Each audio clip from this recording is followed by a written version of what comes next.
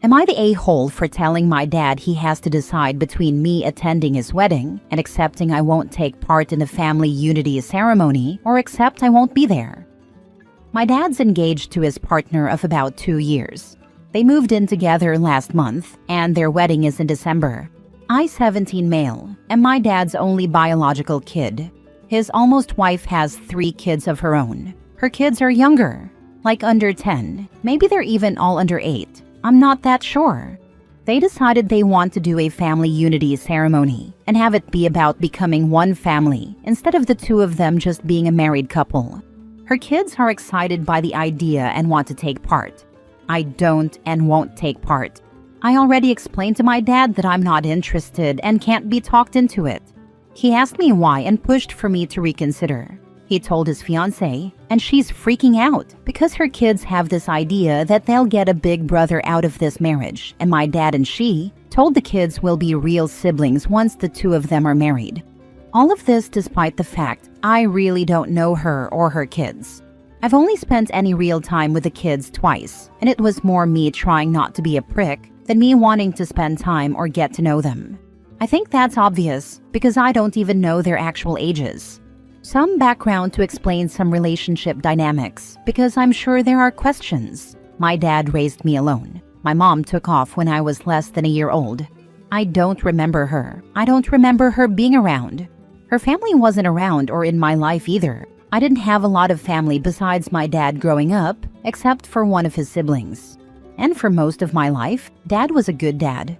But when I was maybe 11, he started preparing me for the fact he wanted his own life and to travel the world when I turned 18, and I'd be on my own. He talked about how I shouldn't expect to see him very often, and to expect we might not see each other for years sometimes, and how he didn't want to be tied down until he dies, that he would call or answer calls when he wasn't busy with life. He said some stuff that made me believe he resented the fact he raised me alone and had to change his life for me. He never actually let up on that. He talked about it so much that we started to fight. I told him I got it, that he was done being a dad at 18, and he told me I was being dramatic. I argued that he told me I could go 5 or even more years without seeing him, and that he didn't want to be tied down, that he might even ignore calls so he could live life. I told him that sounded like he wanted to stop being a dad. He told me I focused on the wrong parts. When we argued about it other times, he said that he wanted the life he missed out on, and he wasn't waiting around for me to be ready, that I'd land on my feet eventually, and I wouldn't be his kid anymore. I'd be his peer, which he then said I misunderstood. But basically, for years I have been prepared to leave at 18 and not have my dad in my life. Then he met his almost wife, and all that talk about traveling the world was gone. He started to become a dad to her kids. He was spending time with them and building a life with them. Eventually, he tried to include me, but that was only really in the last 4 or 5 months. I've ignored it. I did babysit twice for them. Once when his almost wife was rushed to the hospital, and the second time when she had follow-up surgery for health issues she has. My dad has tried to argue that our family's growing, and I should be trying harder to be included in it. I told him that won't happen. And if he wants whatever half-hearted relationship he planned to have with me before, then he needs to accept that. That I'll come to his wedding if he wants me there. As long as he accepts I won't be a part of that ceremony. And if he can't accept it, then I won't go, and he'll need to accept that. His almost wife heard us talk it out and said, I'm not taking the 11 good years into account, and I'm punishing her children for my dad not being perfect, and that isn't fair to them. She told me a good person would be glad Dad decided to stick around and love the new people, especially the kids, and want better for them. Am I the a-hole? And for full disclosure, I have about a month to go until I'm 18, and my plan is to move out that day. Now for the top comments. Not the a-hole. Your dad set the parameters of your relationship when you were still young and drummed them into your head. Now that his priorities have changed, he acts surprised that you are not interested in a different relationship. Go live your life. He must have expected me to be the same upset 11-year-old who first found out what his dad had planned. But I knew he was serious, so I thought about and planned for when that time comes. Exactly. I'm just thinking I'm little you, hearing all this and wondering what your future would hold if you couldn't make it on your own at 18. This is not a good parent, by the way, regardless of how you may have felt he was good to you before all that. 11-year-old me was so sad and worried. It felt like nobody wanted me. My mom hadn't wanted me and left, and my dad was basically saying he regretted sticking around to raise me and would leave once he wouldn't get in trouble for it. I had no idea what I was going to do. Next story. Am I the a-hole for saying okay when my mom's husband said he won't be coming to my wedding? My 29 female was supposed to be getting married last year, but my dad died days before the wedding, and I couldn't go through with it. Luckily, the venue we had chosen was willing to reschedule us at short notice on compassionate grounds. Our new wedding date is this summer. My mom's husband announced a couple of weekends ago that he won't be coming to my wedding. I said okay, and moved on in the conversation I was having with someone else. He was seething with rage over my response, and asked me if okay was really all I could say. No question about why or trying to change his mind. I told him I had expected this, and that he basically told me he was going to do this last year anyway, so why would I pretend to be shocked or beg? To provide some more context, my mom married her husband when I was 15. I didn't get to know him before the wedding, so I met him at 15. I don't consider him a father figure, and I never called him my stepdad. My older siblings felt the same way. He never put much effort in with them because they were 18 and 21 when he married mom, so I guess he felt like they were fine without him. But it always felt kinda weird because I wasn't some little kid either, and I had an involved dad. Last year added some tension. He ended up in the hospital 2 weeks before the wedding and wouldn't have made it if the day had gone ahead then. He was bitter that I rescheduled because dad died, but not so he could be there. There were also some hard feelings over me planning to walk down the aisle and dance with dad, and not him. He whined about it a few weeks after dad died and said he wouldn't come if he was so unimportant. At the time, I said nothing because my grief was fresh. But now I'm just like, okay, because I don't care if he's there or not. I really don't. His presence will not make or break my wedding. He felt like I should have argued for him to come, and mom said my okay was dismissive and rude. Am I the a-hole? Not the a-hole. Sounds like it's for the best. He's kind of a needy man-child, isn't he? Not the a-hole. I guess little man baby wanted you to be upset? Beg him to come? Honestly, you handled this perfectly. Indifference is always the answer when someone is clearly trying to get a reaction. Any other response gives them the win. Indifference shows them that they are not important enough to you to care. He did. He wanted me to show him I cared oh so much. He expected me to plead with him and even expected tears, I think. The fact is, he's still bitter. I didn't reschedule my wedding because of his hospital stay, but did when my dad died. Not the a-hole. Stepdad sounds like a self-involved jerk, and your mother honestly sounds pretty bad as well. Your wedding is not about them. I'd recommend having some kind of plan for if A, he decides to crash the wedding, or B, your mother decides to make a scene. I have a plan in place just in case. My brother-in-law will be on standby. Next story. Am I the a-hole for refusing to be my sister's bridesmaid because she chose ugly friends to make herself look better? My sister, 27 female, is getting married and asked me, 24 female, to be one of her bridesmaids. I was excited until I found out who the rest of the bridal party was. Every single one of them is someone she's either not that close to or has made fun of before for being awkward or not photogenic. Some of her actual best friends, the ones she sees all the time, weren't even asked. It felt weird, so I asked her why she picked this group. She kind of laughed and said, "You'll understand when it's your wedding. You don't want people who'll outshine you in your own pictures." I just stared at her. I asked, "So you picked them because you think they'll make you look better?" She rolled her eyes and said, "It's not that deep. I just want to feel confident that day, and I'm allowed to be a little selfish for my wedding." That rubbed me the wrong way. I told her I didn't want to be part of a bridal party built on tearing other people down, even subtly, and that she should have picked people she actually cares about. Now she's calling me judgmental and sensitive, and our mom says I'm being too idealistic and should just support her. but I feel like going along with it makes me complicit. Am I the a-hole?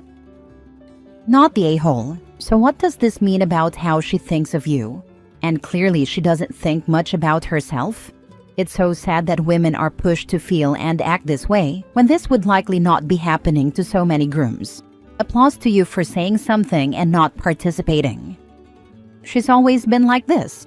I am rather curvy, and she has never failed to shame me for it. She is a typical model-esque skinny person, and she got a lot of attention growing up.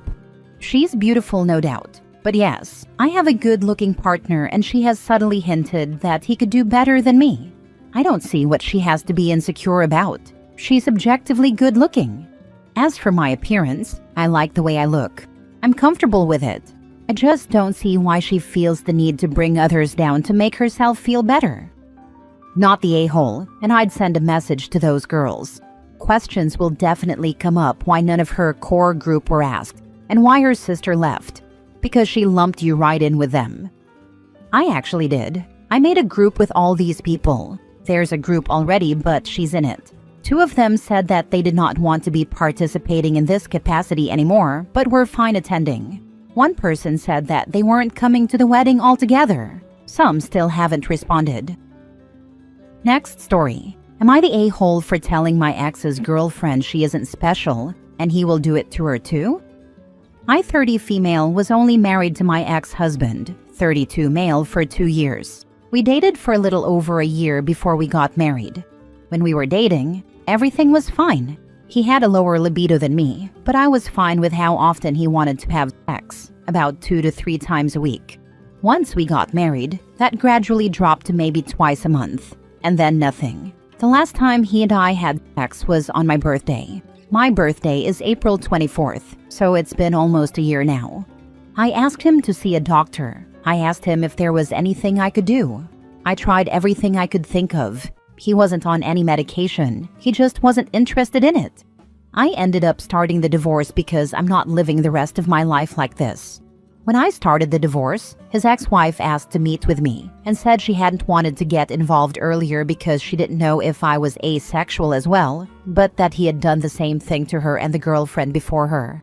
We are still working on the divorce. Thankfully, it is a fairly easy process since we weren't married long and none of our assets were merged, bank accounts, property, etc. We also do not have any children together. Anyway, he is now dating a woman named Amy, 24. Amy has shown up to every divorce hearing lately and acts smug about it, like she's winning some sort of prize. She has told me he has sex with her all the time and that I just wasn't meeting his needs. I ended up telling her he did the exact same thing to me. He did it to his other ex-wife, and he did it to the girlfriend before her. She isn't special, and give it a few months. He won't continue this. He is asexual. He's just trying to lock her in before he goes cold on her. She looked shocked and just said she doubts that, then left. Later, my ex called and was mad. He said she's thinking about leaving after what I said and has gotten in contact with some of his exes. I don't really feel sorry for him because it's underhanded and holish to do that to people. But I do kind of feel bad for ruining his relationship. I told him he should stop doing this and find someone who is also asexual, or he will never be happy in a relationship. I'm not sure if I was an a-hole for telling her, but I felt like she should know he's doing the same thing to her that he did to us. And I wish someone would have told me before I married him. I wasn't super nice about it, because she ticked me off, but still, I felt like she should know she wasn't the special one who would fix him. Now for the comments. Not the a-hole. She was smug. You told her the truth. If he keeps doing the same thing, that's on him, not you. Not the a-hole. If you had gone rogue and told her this without provocation, then sure, maybe you'd be the a-hole. But she was the one bragging about how much sex they were having to her boyfriend's soon-to-be ex. That kind of opened the door free and clear to you to tell her that won't always be the case. You weren't being mean. You were being honest. You told her the truth based on your experience and others. If someone had warned you, maybe you would have been spared a lot of pain. She deserved to know what might be coming. Last story. Am I the a-hole for going into detail of my crappy day to make a mother leave me alone? I, 22, female, have blonde hair that goes past my hips. I love my hair and put a lot of work into maintaining it, but you can imagine the comments I sometimes get, being compared to Rapunzel, etc. And normally I laugh this off. If it's a little kid, I indulge them more often than not, as it's cute. I've had a really rough day. My 11-year-old dog had to be put down due to cancer, and I went from the vets to a cafe, not wanting to go home and see her things and be reminded of it all over again. So I'd been sitting at a table with a coffee, waiting for my boyfriend, 23 male, to finish work and come meet me, when a mother and her daughter, who looked about 8-ish, I don't know, I'm not good with kids' ages, it's a guesstimate, came up to me and asked if her daughter could take a picture with me because I looked just like Rapunzel. As I said, normally I'd indulge this, but I was not in the mood. I was in a low mood and had been crying a lot, so I felt gross. I told them thank you for the compliment, but I didn't want to take a picture. The mother got really upset with me and told me I didn't have to be rude and that I didn't even smile, that it would cost me nothing to be nice, and that her daughter was just a kid. I admit I lost my temper at this and told her I wasn't a Disney cast member for her to badger. That she asked, and I said no, that I had just put my dog down and was hiding at this cafe because I was dreading going home to a house without my dog. That I had no interest in posing and putting on a happy face to take a picture with her child. I also started to cry again. She got very flustered at this and rushed her child away. My boyfriend finally got to the cafe around half an hour later, and I told him what had happened. He told me I took it too far, that just because I was having a crappy day didn't mean I needed to make other people's crappy too. I ended up going home not long after. Maybe I was too rude, I don't know. It's too late to do anything about it. She was a stranger. I just feel raw emotionally. My boyfriend might be viewing my actions with a clearer head than I am. Not the a-hole. People feel so entitled. Once politely declining, the mother should have walked away. I'm sure you weren't looking smiley and happy like Rapunzel. This is a lesson for the kid. Don't talk to strangers? Kidding kinda. Honestly, I have no idea why she'd have wanted me in a picture with her kid. I didn't have a mirror on hand, but no way was my face not a blotchy mess. Not the a-hole. That idiot had no business bothering you at all, let alone getting angry when you said no. I see this a lot here. No is a complete sentence. Now, as long as you weren't rude to the 8-year-old, the entitled mother deserved the trauma dump. Oh, absolutely not. No matter how upset I was, I'd never take it out on a child. I'd have sooner removed myself from the cafe before that if it was the kid badgering me.